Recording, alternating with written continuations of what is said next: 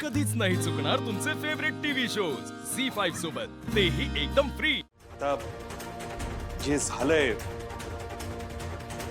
त्याला नशिबाचा कौल म्हणून आपण त्याचा स्वीकार करायला हवा। नाही हा? नशिबाचा कौल वगैरे अजिबात नाही, कारण तिलोत्तमा मेंदळेच्या घरची सून कोण होणार ते खुद्द तिलोत्तमा मेंदळेच ठरवणार, नशीब नाही ठरवणार। मुळात त्या मुलीला मी निवडलंच नाही ना, कळतंय का तुम्हाला? त्या मुलीला मी नाही निवडलंय, त्या जगन्नाथनी लादलंय आपल्या डोक्यावर तिला। मी तुम्हाला अजूनही सांगते, जगन्नाथच्या कारस्थानाचा ती मुलगी एक भाग आहे, लिहून देते तुम्हाला। मला ती नको या घरात।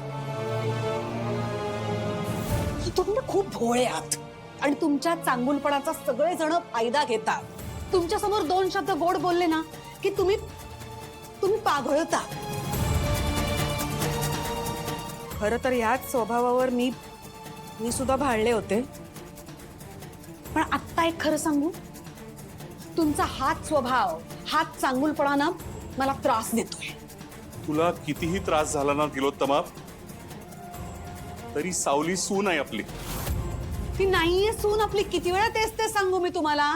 मी मान्य करतच नाही, कारण माझ्या सुनेकडून माझ्या खूप अपेक्षा आहेत आणि ती मुलगी त्या अपेक्षा पूर्ण करूच शकणार नाही।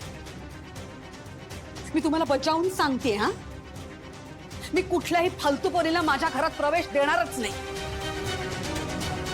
हे सगळं वैभव, हा डोलारा, ही संपत्ती, या प्रॉपर्ट्या, हे पैसे तुम्हाला आठवतंय ना आपण किती कष्टाने किती मेहनतीने जमा केले ते? का विसरलात तुम्ही?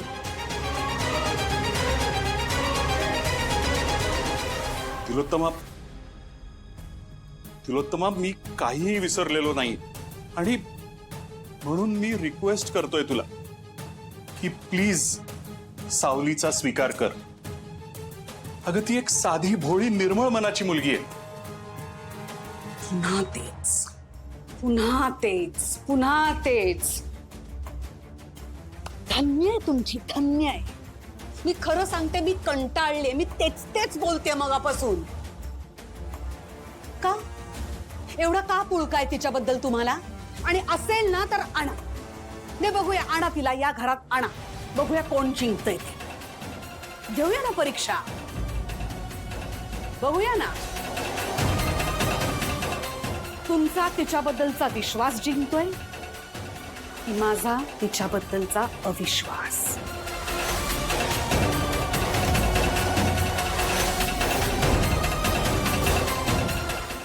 झी5 ॲप डाउनलोड करा आणि पहा सर्व एपिसोड्स एकदम फ्री।